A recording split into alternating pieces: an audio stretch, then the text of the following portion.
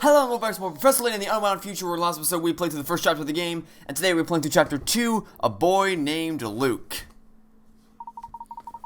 Are you getting accustomed to moving around and investigating the city of London? Yes, this is not my first Professor Layton game. Here's some advice to keep your investigation running smoothly. I can't wait. Some puzzles will disappear from... Yes, we know. Okay, we know how this works. Thanks, okay. Puzzle sense of Beasley. Not Granny's Riddles and Shack anymore? Oh. That's saddening. I was kind of looking forward to Granny's Shack. Oh well. So we need to go to Flatstone Street. I'm guessing the fastest way to do this is to take the subway, or sorry, the Underground Railway. So let's go there.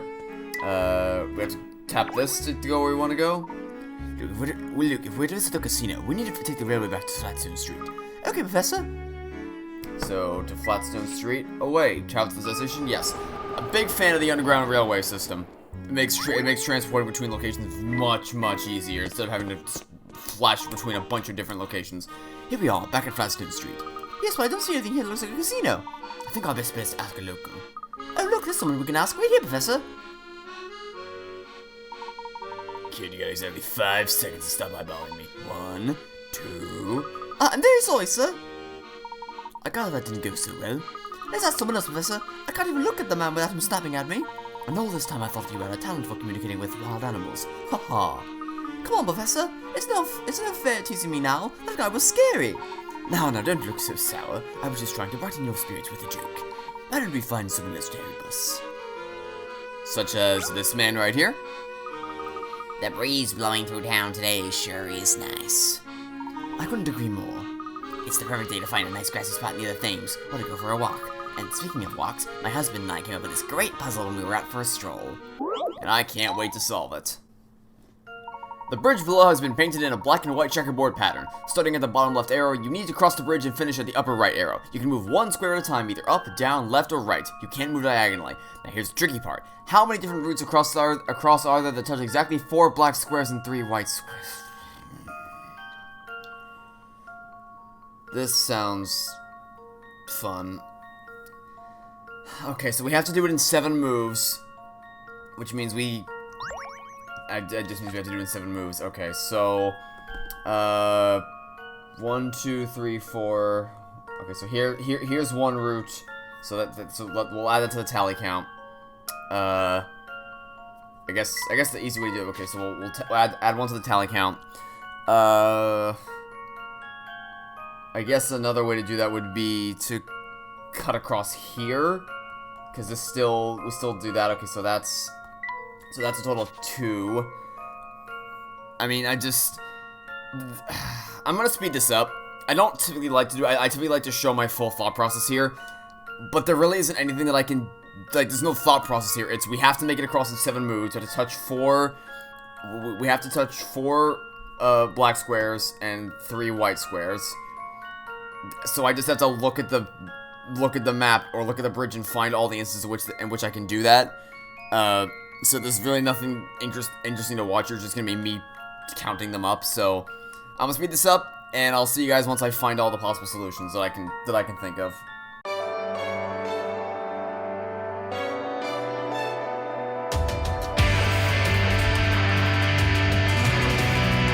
That's about as many as I can see. I mean, the thing is, thinking about it now, some of the ones I traced over might have just been repeats of each other, so this might be too many. But I'm just gonna try 15 and see if this works. I'm sure I counted a couple duplicates in there.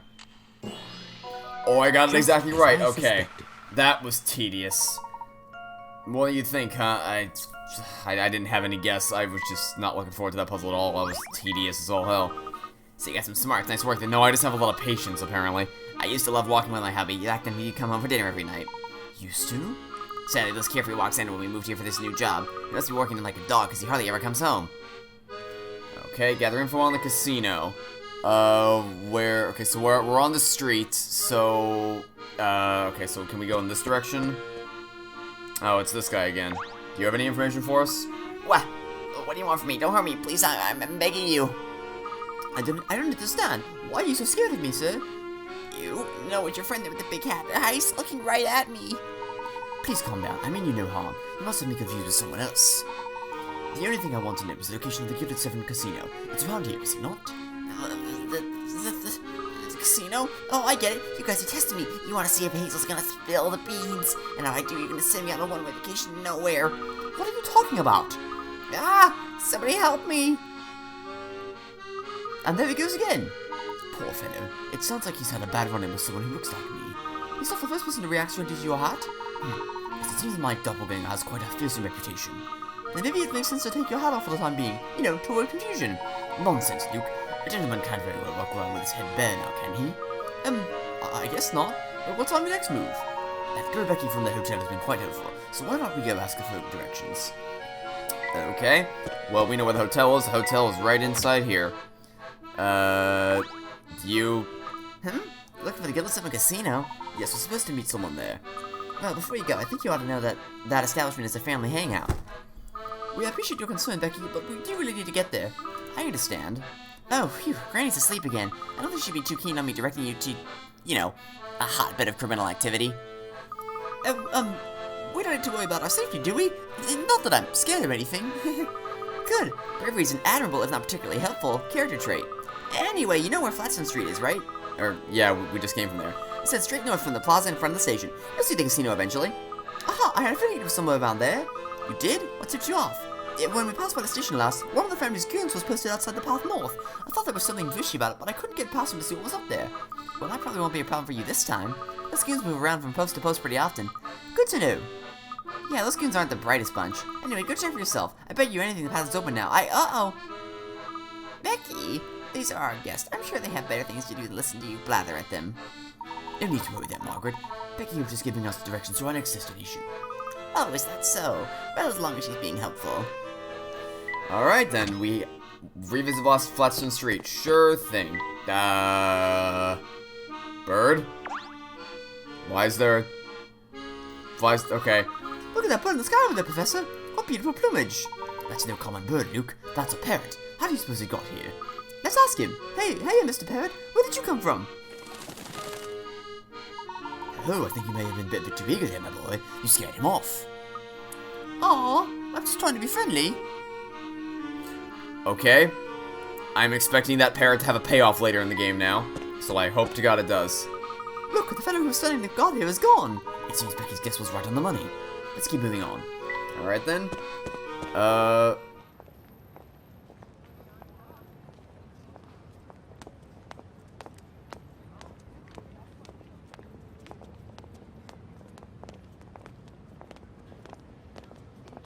Huh?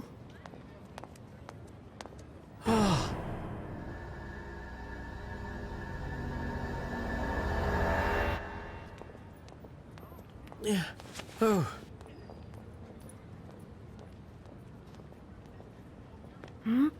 Professor? Oh, it's just beautiful, Herschel. Oh, do you really like it? I don't just like it. I love it. Thank you so much. Picking out the right gift can be quite the puzzle. Lucky for me, every puzzle has an answer. Isn't that what you always say? Yes, well.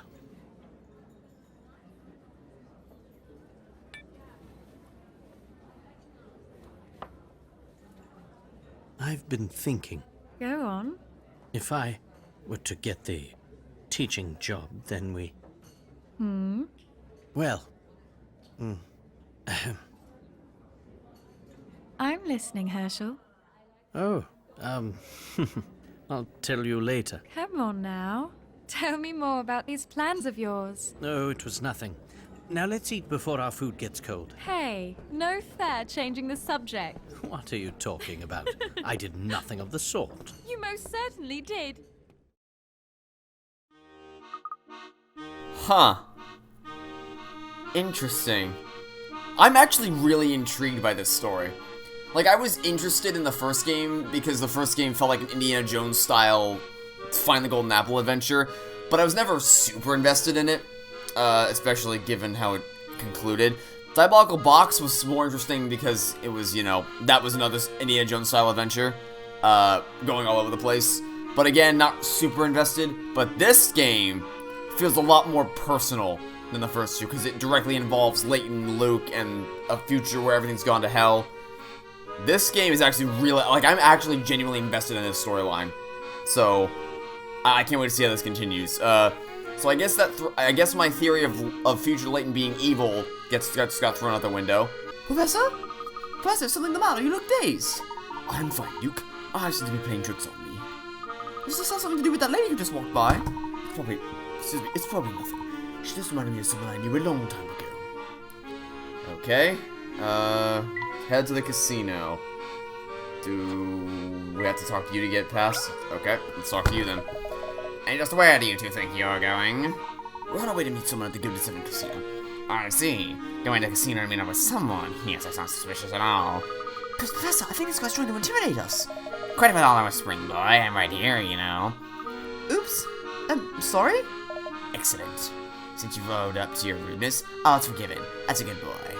With all due respect, sir, would you please just let us pass? The hour grows late. But of course, my good man. That is, I will as soon as you solve your way through this puzzle of mine. Okay, puzzle 26, upon reflection.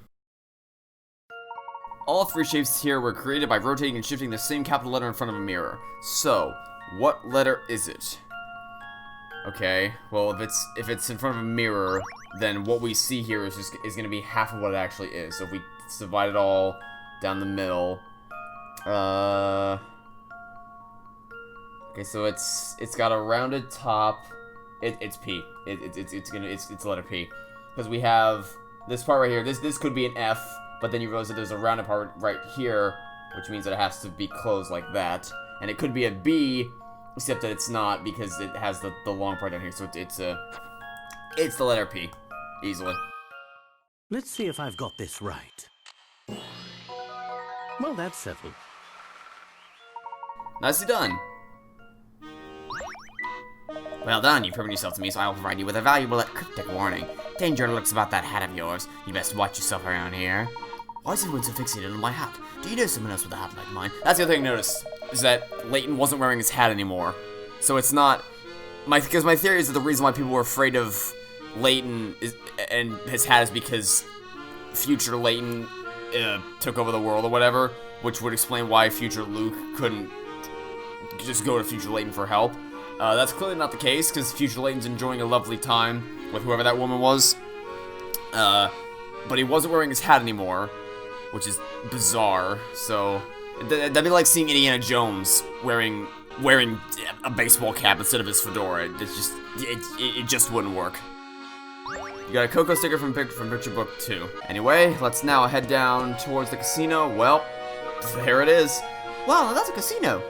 I think it's safe to say we found the Gilded Seven. I can't wait to see what it looks like up close. In we go. Good evening, sir. Can I please see your membership card? What membership card? The Gilded Seven Casino is a haven for society's finest ladies and gentlemen to gather. We check membership cards upon entrance to ensure that less savory types are kept out. Certainly the first I've heard of that policy. I don't suppose you'd be willing to make an exception for us. Your hat shows you to be a man of impeccable character. Now we must need to test your intellect. If you can solve this puzzle, I'll let you in without a card this once. This fellow seems awfully focused on your hat as well. Naturally, is there any greater proof of one's gentlemanly nature than a flying top hat? Puzzle number 27, a game of cards.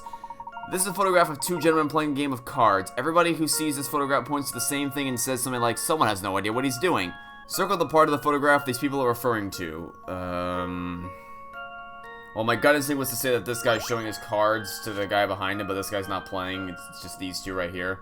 So it's not that. Actually, can he even see his cards? Because I'm pretty sure the way he's holding it, the numbers would be obscured by the other cards here. So, do I just circle this man in general? Or maybe I need to circle specifically the hands. Let's just try that. Let's see if I've got this right. Okay, so that was Well, correct. that's settled. Yeah, because the way the numbers on the cards are positioned in the in the top left and the bottom right. So the way he's holding it, the part of it would be obscured by the other cards, and part of it would be obscured by where his hand is, or where his thumb is. So Yeah, exactly. It's not quite how that works. Expertly solved, sir. You certainly earned the right to enjoy our exclusive facilities. Welcome to Gilded 7. Just look at these fountains and the floors. The place must have cost a fortune to build. I know you're excited, Luke, but do try to keep your voice down. Sorry, Professor, this place is just so impressive. I understand the feeling. It's also quite large. Finding your future certainly may prove a challenge. So you're... He's the future me? It's good to finally meet you, Professor. Or rather, I suppose I should say it's nice to see you again. It's me, Luke Triton.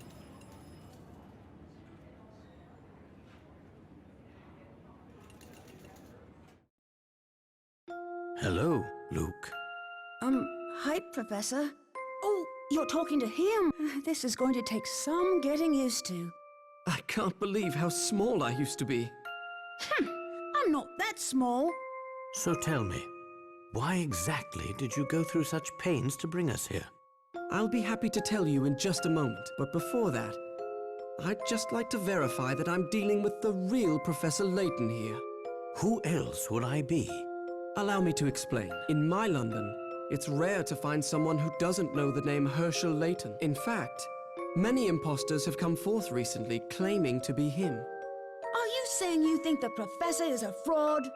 Professor, if you think back on our adventures together, you may recall a man named Don Paolo. How could I forget? As you know, he was a master of disguise. Impossibly so. How do I know the man before me now isn't Don Paolo in another of his costumes? Now that's just rubbish, and you know it. Is it now? He's tricked us before. Who's to say he couldn't do it again? Very well, I'll play along. How do you propose I prove my identity? It's quite simple, really.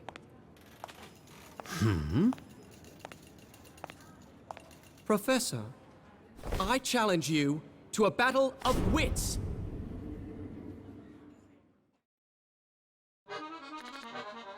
What? What is this? What exactly do you have in mind? As a cautious man, I'm sure you have questions about my identity as well. So that we may each prove our identities, I propose we demonstrate our respective intellects. I prepared a puzzle that can only be solved by someone as insightful as the Professor. Should you find a solution, I'll give you a chance to present me with a similar challenge. If I am who I say I am, I should have no trouble solving whatever you throw my way, should I? Let's get started. Before us are 4 cards arranged according to a set of conditions. Here they are. First, a heart is next to a diamond, okay? Second, a club is not next to a spade, okay? Finally, a heart is directly to the right of a club. Using just these 3 conditions, I challenge you to find the spade among these 4 cards. Okay. I was about to say, so long as I can make notes. A heart is next to a diamond. Okay, so let's just draw this out. So the heart has to be next to the diamond. I'll draw 2 different scenarios where it's either to the left or the right. A club is not next to a spade, which means they have to be on opposite sides of each other, which means that the club is either, by the way, ignore my drawings here, I can't draw. This is just a rough approximation of what they look like. Very rough approximation of what they look like. So there has to be opposite sides of the heart and diamond if they're next to each other, but they're not. If the heart and diamond are next to each other, but the club and spade are not next to each other, a heart is to the immediate right of a club. To the immediate right of a club. Okay, so that means that it's, the solution is that we switch these 2 around, which will put the heart to the right of the club and the spades on the right-hand side, so the spade is right here. Yes, placing the spade there results in the correct answer. Impressive, Professor. Just as we deduced. Thank you. Now if I may present you with a puzzle of my own design, nothing will make me happier. Good, I enjoy the idea behind your puzzle, so if you don't mind, I'd like to do something similar. Here are the conditions for my 4 cards. A club sits directly to the right of a heart. A diamond is the far left or right card, and that has a heart next to it. Finally, a club is also the far left or right card. Using these conditions, I challenge you to find the spade. Do I have to solve this too? Or do I just let him do it? Oh, I just let him do it, okay. Interesting. I probably should have tried to solve it myself. You almost have me there, Professor, but as you know, this puzzle is flawed, it's unsolvable. Is that so? Yes, I tried to solve solutions, but none work given the conditions you set forth. Oh, really? Tom, did I ever state that the 4 cards on the table contained 1 card from each suit? So you're saying that there is no spade? Precisely. This was a trick question, but it makes a pertinent point. In the puzzle you issued me, you failed to specify that the 4 cards included one from each suit. Yet when you leave in a loophole like that, it can make the puzzle unsolvable. The same omission can also open the door to alternate solutions. You intentionally presented me with a puzzle that, when examined closely, is actually incomplete. The real test you set out for me was seeing if I'd catch on, was it not? It seems you're the genuine article, Professor. I'm glad to see that I've finally convinced you. To be honest, I was convinced from the beginning, but I just couldn't pass up the opportunity to pit myself against my mentor in a battle of wits. That's a nice bit of character work. Because I'll say this, which the one thing that's been consistently good, story-wise, throughout the 2 games so far, has been the chemistry between Layton and Luke. So it's nice to see that bit of character work come around in this game. I'm flattered, I suppose. Out with it already. Why did you call us here? There are too many eyes on us here. There's a supply room in the back where we can talk. Follow me. So we solved the future Luke mystery. Oh, okay. I didn't think that was a mystery. I thought we just knew that he was Luke from the future. That didn't. Okay. Professor Layton, Luke, welcome to London of the future. Still not convinced? You met with Dr. Schrader, didn't you? What did you think after seeing him? I'm sure you noticed the toll that time has taken on the good doctor. Yes, that seemed to be the case. And what of fair London herself? You've walked around enough now to see how it's transformed. Can you imagine a 24-hour casino in a sleepy part of town 10 years ago? Everything's changed so much. What happened to the city? A genius appeared. An evil genius who turned the city on its ear. Oh, I know where this is going. Don Pello took over the city, didn't he? Don Pello? I know I'm talking about a truly brilliant man. Someone the 3 of us all know quite well. If it's not Don Pello, then who it is? Who is it? What do you think, Professor? I'm not sure. I thought you'd say that. Who is it? I've got to know. His name is... Never mind. My original theory was correct. I was afraid you'd say that. That can't possibly be right. I'm sad to say there's no mistake here. They call him the Devil in the Top Hat, and he rules London from the shadows. This is common knowledge to everyone in London. So, never mind. My theory was absolutely correct. So the new question is, who was the man? Because that's obviously meant to be Layton. So maybe the real Layton, maybe it is let me guess, the twist is going to be the Don Pello, impersonated Layton, and he's the one actually ruling the future. But because everyone thinks he's him, the real Layton can't convince anybody otherwise, so he's been forced to go into hiding, and not wear his top hat anymore. Maybe. Because that's the only way I can reconcile both of those two things that we've seen so far. But I was correct from the beginning. That's nice. Tell me more, Luke. More? I don't know any more than you do, Professor. No, I'm referring to the other Luke. Goodness, it's getting rather complicated, isn't it? Tell me, Luke, how did I rise to rule over all of London? Where to begin? Here, Professor, surely you remember this?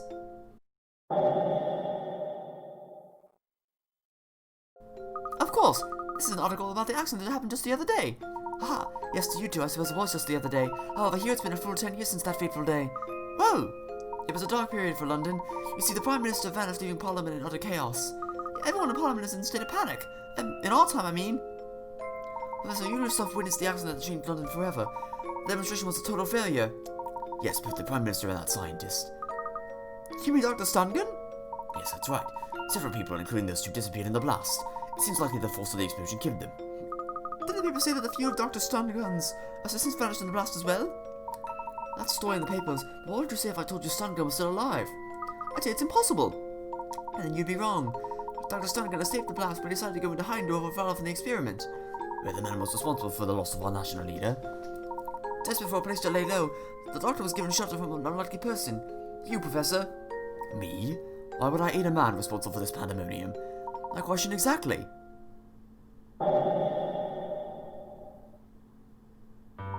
In the months that followed the explosion, you slowly grew distant from me.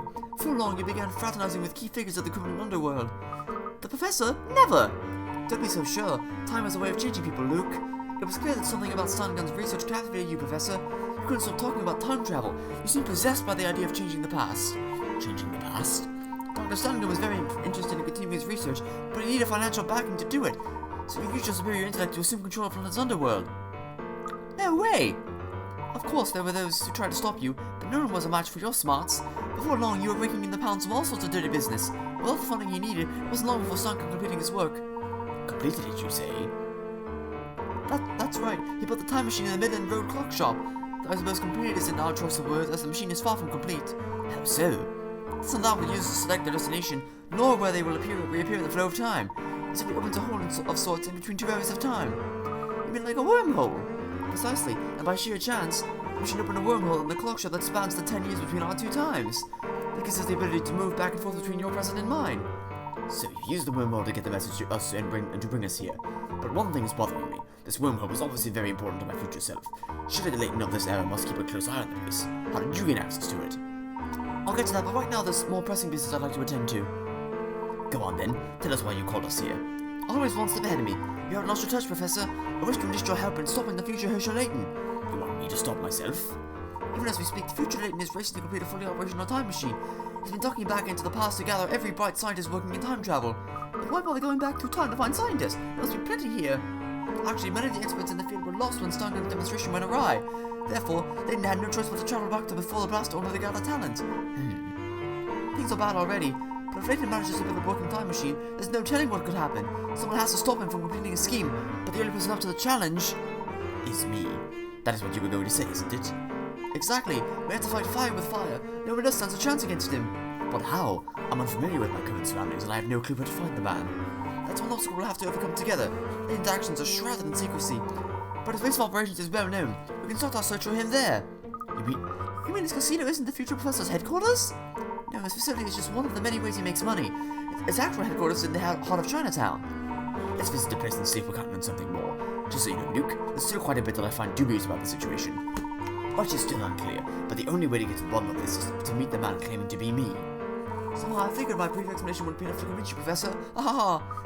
Don't forget me, I'm coming too. Of course you are. If I can't count on myself to help, who can I count on? Thinking about what you just said makes me kind of dizzy. I hope you get used to it soon. I'm going to need your help to getting to the bottom of all this. Oh yes, and there's one more interesting fact you should know about it, Professor.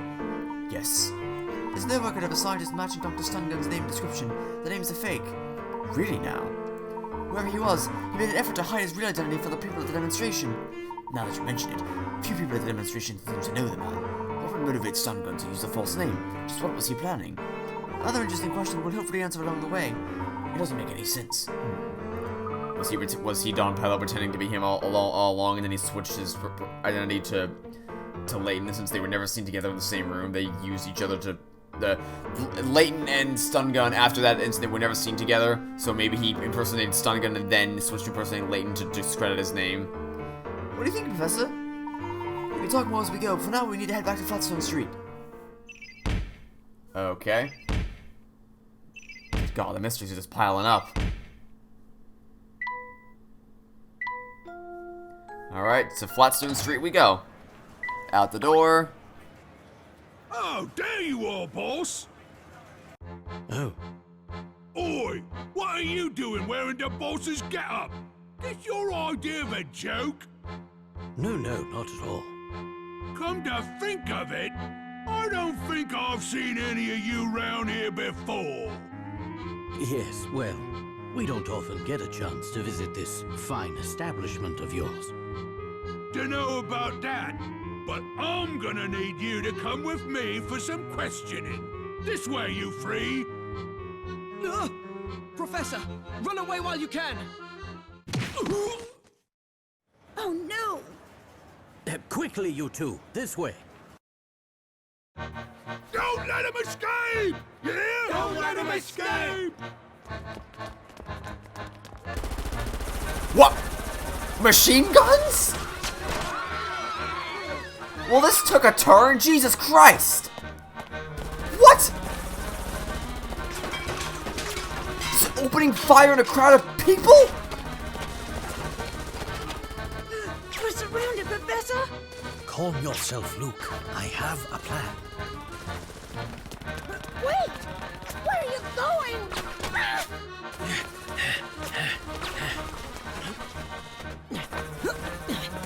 Do you see see a way out of this. I do, but I'll need your help. What? That's some pacing. I need to do a double take. Hold on. Wait. Okay. First of all, freaking machine guns just unloading, opening fire into a crowded. What is this game?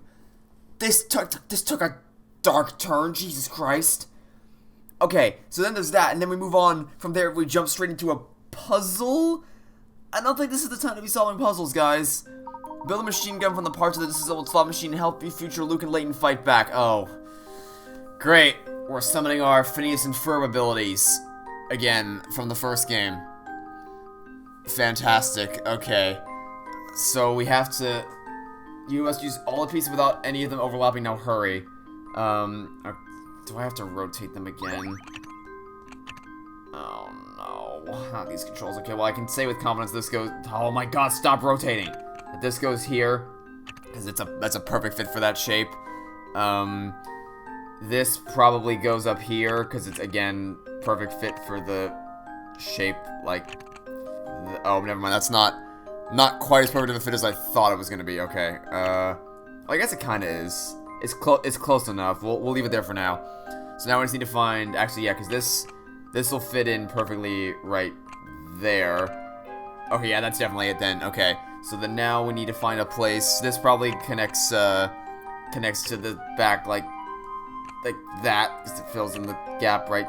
Stop rotating right there, and then I guess this. I don't even know. Okay, what? Well, let's try to rotate this around to fit like that, and then this rotate around like this. It'll fit in the gap right here. That should do the trick. Just as Yeah, no way you're assembling that together in the middle of a goddamn gunfight.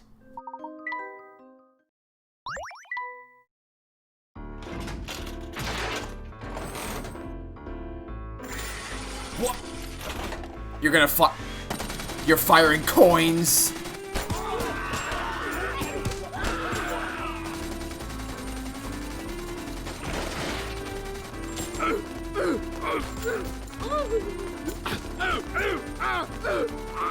We can't win this fight! They're coins. They're coins. I'd say that was a close one. We gave them a taste of their own medicine. No, you didn't. I don't remember you helping. Look, you're me, so that means I get some credit for assisting. Oh, is that so? That's very interesting logic.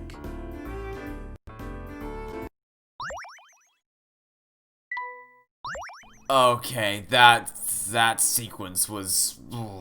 I see we're still summoning our Phineas and Ferb abilities, and so if you're those people and you have very dangerous firearms, and Layton pulls out his coin machine gun, you're just gonna sit there and go, that's hilarious, okay, what are you gonna do to us exactly with coins?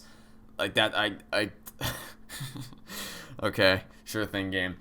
Okay, well, the world building is interesting, the characters are interesting. I see the plot is still as nonsensical as ever, though. So, alright, that'll be it for now. Thanks for watching. Stay tuned for next time. Catch you all tomorrow for some more Professor Layton in the Unwound Future. Goodbye.